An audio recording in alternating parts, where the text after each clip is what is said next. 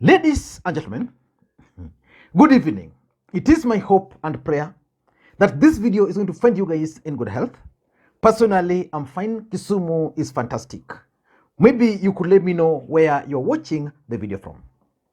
I've always opined on this platform that in politics, there are only two constants. They never change. The first constant in politics is normally interest. As long as the interest of politicians can merge, they will always work together. Raila Odinga and Wycliff Oparanya have consistently worked together for a very long time. And because their interests were converging, they were able to work together. The second constant in politics is normally betrayal. Ultimately, in politics, someone will have to betray the other. Wycliff Oparanya yesterday attended a funeral service of one of the ODM nominated MCS in Kakamega, Mumias East constituency to be precise. And during that particular event, Oparanya made 4 important points. Now, the first point Oparanya made was that he was going to cut any link with Raila Amolo Odinga. I'll be waiting to see how Oparanya will operate minus Raila Amolo Odinga. Because when Oparanya joined politics, he joined it through ODM party. When he left politics as a governor, he also left it while still actively involved in ODM politics. So I'll be able to see how Oparanya will be cutting that links and how he will be operating minus that link. And because his interests and that of Raila are no longer converging, he will definitely leave. And I don't know who is going to betray who or who has betrayed who between Oparanya and Raila Odinga. And of course, maybe Oparanya's interest and those of William Ruto will be converging and therefore they'll be able to work together.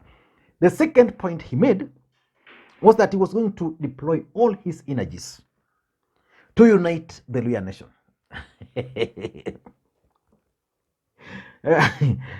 He's going to pursue the elusive Luhya unity. In the last election, there were attempts to unite the Luhyas. From nowhere, Musalia Mudavadi and Wetangula left. Oparanya and Wamalwa also emerged.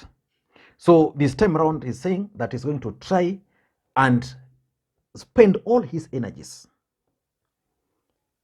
to unite the Luhyas. The fact is, as things stand today, the Luhya leader or kingpin is definitely Musalia Mudavadi. Is Oparanya willing to now support Musalia Mudavadi? So that's the second thing he said. The third point he made during that speech was that Luhyas have always supported Raila Odinga 5 times now in vain. And as a matter of fact, Raila Odinga has contested for the presidency without much success.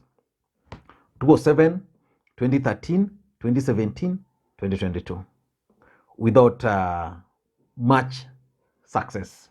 So probably is telling the entire country that this time around, the Luhyas are not going to support Raila Odinga because supporting Raila Odinga will not yield much.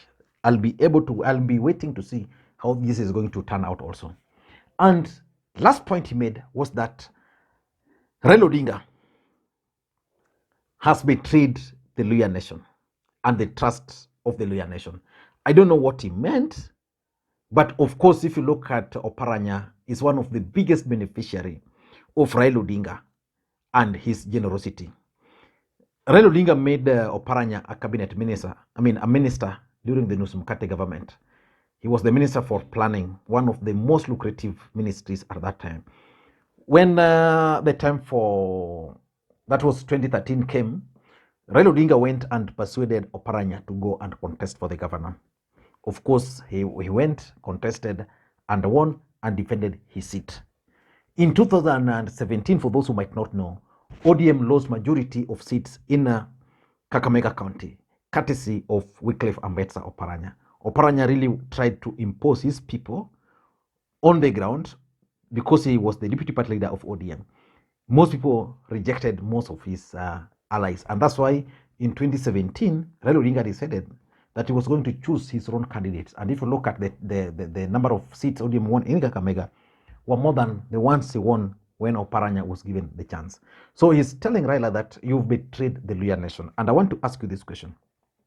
Has Raila Odinga betrayed the Luhya nation? Oparanya is giving the case or the example of East African Legislative Assembly, that the Luhyas did not get a slot. If you look at Kenya Kwanza, you look at Azimio, probably it's only in ODM where one of the Luhyas was pushed and he only failed during the voting.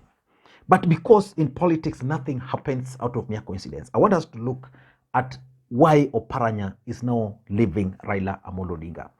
Before we do that, for those who are watching the channel for the first time, please take a second or two, click that subscribe button so that next time we produce a video like this, YouTube will automatically notify you.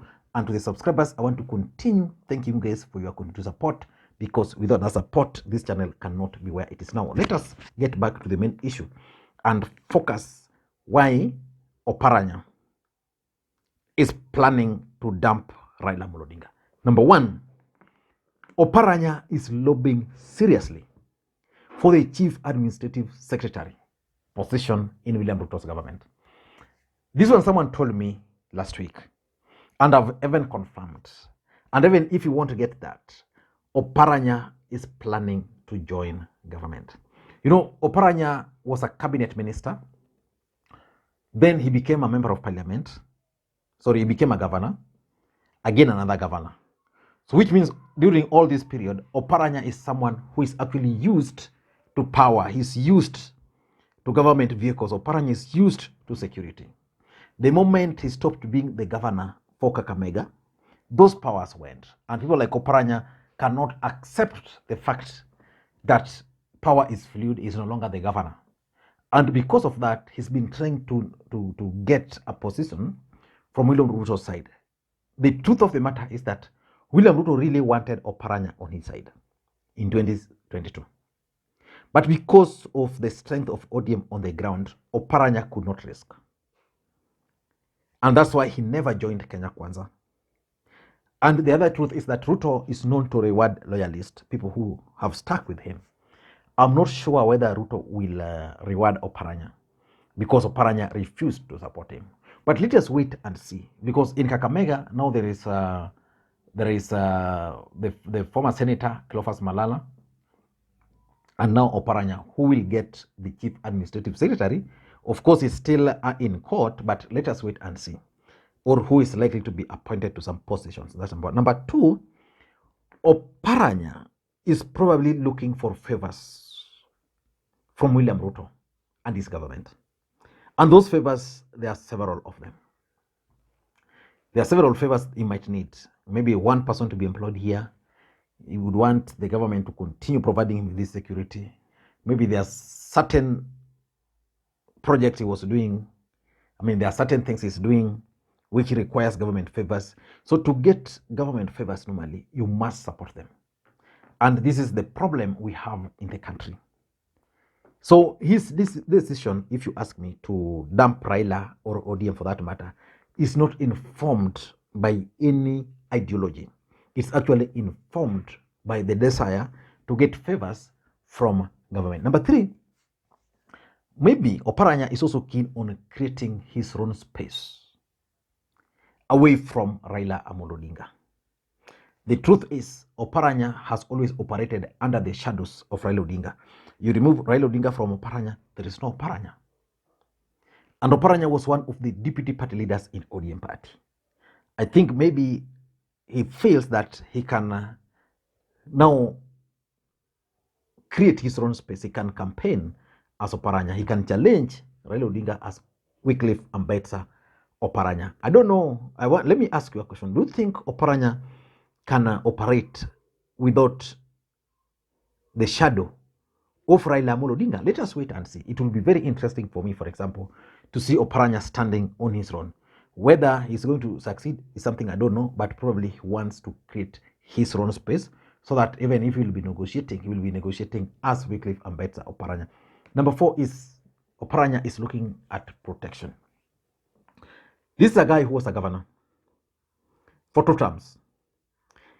All governors who served 2 terms or even 1 term, they must have scandals here, scandals there. And you know, our Kenyan politics is that corruption cases are always weaponized. So if Oparanya was involved in any corrupt activities, he's preempting William Ruto's revenge. And therefore, he's now positioning himself to appear to be one of them so that he can be protected, he can be shielded. And lastly, I think Oparanya is just out to blackmail Raila Odinga. I think maybe Raila Odinga is not giving him enough space. He's not listening much to him. There are certain things he wants in ODM to be done in a certain way. Like, for example, he gave the example of Justice Kizito, that Kizito wanted to be a member of parliament for the East African Legislative Assembly. And he tried lobbying, did not work. Yeah, so if you ask me, it could be a strategy to blackmail Raila Odinga. Then Raila Odinga will tomorrow call him for a meeting. And then they will agree. So that in case there's going to be another position which is going to occur within the ODM party, then will be considered. Or maybe if in case elections are held, he can be retained as the deputy party leader. And this is my last point. I think William Ruto is also on a charm offensive on most of these ODM governors. He wants to work with them. And I have explained severally here that William Ruto is actually trying to isolate Raila Odinga. You remove Oparanya from Raila in Kakamega, Baraza, assuming he will go, then who will be left with Raila Odinga in Kakamega? Raila Odinga might have the people, but you know, in most cases, you also need these political faces. So let us wait and see how everything is going to unfold. Thank you guys, and may you have a good day. Bye-bye.